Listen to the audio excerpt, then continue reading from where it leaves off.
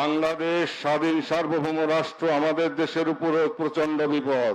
ষড়যন্ত্র চলছে মুসলিমদের বিরুদ্ধে, ষড়যন্ত্র চলছে দেশের স্বাধীনতা ও সার্বভৌমত্ব গ্রাসের। পরিস্থিতি মোকাবেলায় দেশবাসীকে ঐক্যবদ্ধ থাকার আহ্বান জানালো জাকের পার্টি। সংগঠনের সম্মেলনে অংশ নিলেন হাজার হাজার মানুষ। আন্তর্জাতিক চক্রান্ত চলমান। জাকের পার্টির প্রতিষ্ঠাতা হযরত মাওলানা শাহ সুফি খাজা ফরিদপুরি রহমতুল্লাহি আলাইহি ওয়াসাল্লামের ওফাত দিবস স্মরণে বুধবার ফরিদপুরের ৮৮ জাকের মঞ্জিলে অনুষ্ঠিত হল বিশ্ব ইসলামী সম্মেলন।